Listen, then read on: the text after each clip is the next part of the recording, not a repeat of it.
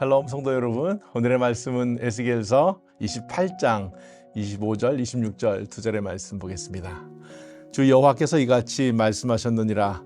내가 여러 민족 가운데 흩어져 있는 이스라엘 족속을 모으고 그로 말미암아 여러 나라의 눈앞에서 내 거룩함을 나타낼 때에 그들이 고국 땅 곧 내 종 야곱에게 준 땅에 거주할지니라.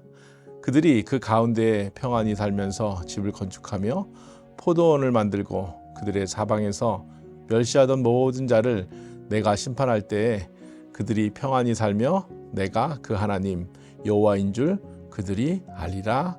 아멘. 오늘 에스겔서 28장 말씀 보는데 에스겔서 말씀이 좀 어려워서 지루하기도 하고 좀 어렵기도 하죠. 오늘 본 말씀 28장 전장과 그 전전장 26장 27장에는 두로의 심판에 대한 이야기가 나오죠. 오늘 앞 구절에도 읽지는 않았지만 두로의 심판, 그 다음에 시돈의 심판, 그 다음에 하나님께서 하나님의 백성들에게 주신 말씀 이렇게 차례차례 제가 볼까 합니다. 성경을 쭉 읽으면서 이 두로에 대한 이야기가 몇 군데 나오는데 스가랴에서도 이 두로에 대한 그들의 부유함이 있지만 심판하실 것이다 라는 예언이 있습니다. 이 두로라는 뜻은 바위라는 뜻인데 이스라엘 지중해에 따라 이렇게 쭉 보면 위쪽에 있죠. 그 갈멜산 선상으로 이렇게 올라가다 보면 위쪽에 있는 그 지역인데 이 두로를 다시 한번 심판하겠다. 이 스가랴서 9장 3절 말씀해 보니까 두로는 자기를 위하여 요새를 건축하며 은을 티끌같이 금을 거리에 진흙같이 쌓았도다. 참 부유하였지만 하나님께서 이 부유한 있지만 그들을 심판하실 거다. 왜 심판하냐면 9장 4절 스가랴서 9장 4절에 보니까요. 주께서 그를 정복하시며 그의 권세를 바다에 쳐 넣으시리니 그가 불에 삼켜질지라. 그들의 죄악으로 인해서 하나님께서 그들을 심판하실 것이다. 아무리 많이 가졌다고 해도 그것이 그들을 온전히 구원할 수가 없습니다. 우리가 가진 것 그것도 하나님이 없이는 죄 가운데 있다면 하나님의 심판이 오늘 본문에도 있었고 이 스가랴서 말씀에서도 다시 한번 있는 것을 볼 수 있습니다. 두로 바로 위쪽에 시돈이라는 동네가 있어서 두로와 시돈은 같이 표현되거든요.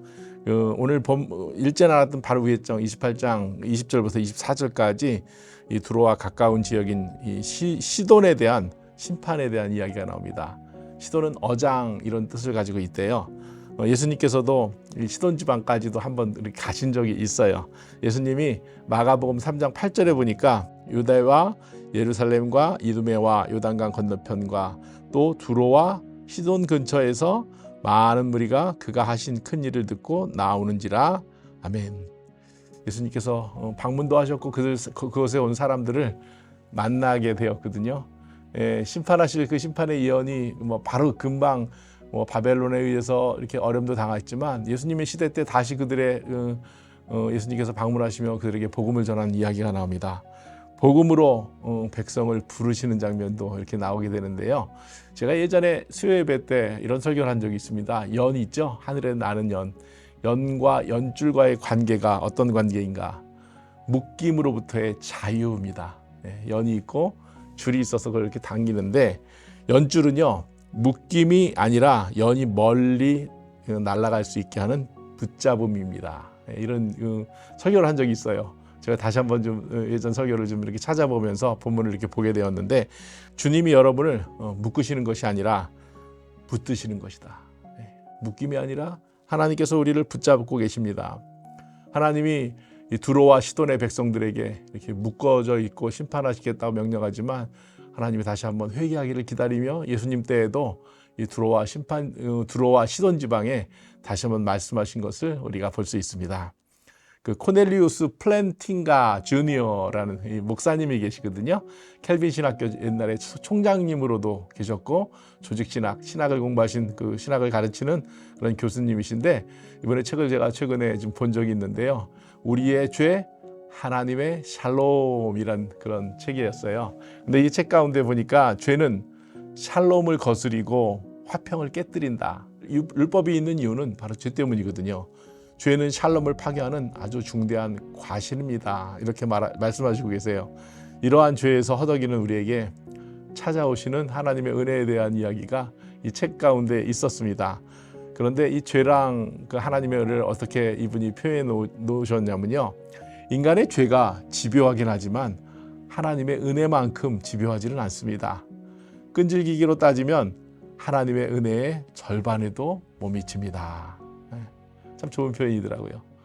하나님께서 우리에게 은혜를 베풀어 주셔서 끈질긴 죄를 물리칠 수 있도록, 죄는 인간이 해결할 수 없어요. 하나님께서 은혜를 베풀어 주심을 통해서 해결할 수 있을 줄 믿습니다. 하나님의 샬롬, 인간의 죄로 인해서 하나님의 샬롬이 어떤 것이 있는가? 하나님의 샬롬, 오늘 본문 말씀으로 좀 들어와시던 지나서 오늘 본문 말씀을 보면요, 25절에 보니까 내가 준 땅에 거주하게 되리라 백성들에게 그렇게 약속하셨어요. 하나님이 허락한 영역이지요. 하나님이 허락한 영역, 그 영역, 하나님이 우리에게 주신 땅, 여러분들이 있는 곳, 그 기업, 그곳에서 하나님께서 거주하게 되리라는 약속을 하셨습니다. 우리 자신을 위해, 우리 나라를 위해 하나님께서 우리에게 허락하신 것, 그 땅이 우리에게 샬롬입니다.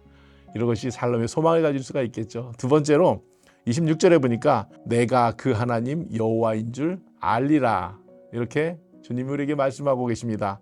하나님의 주되심, 주님이 우리의 주가 되신, 하나님이 우리가 주가 되셨습니다 라는 것이 우리에게 소망이지요.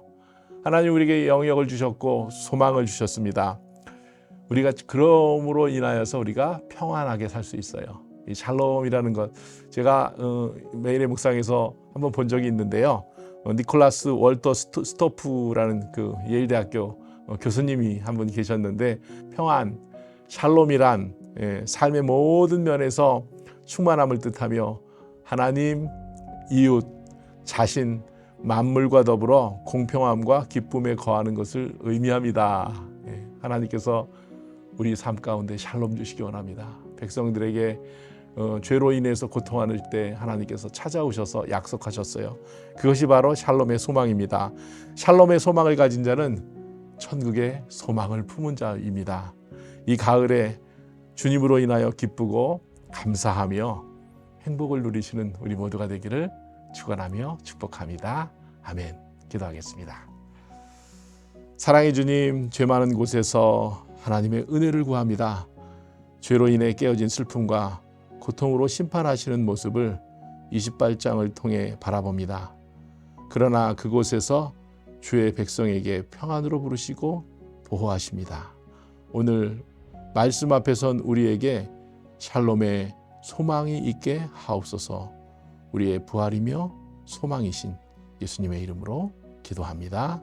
아멘.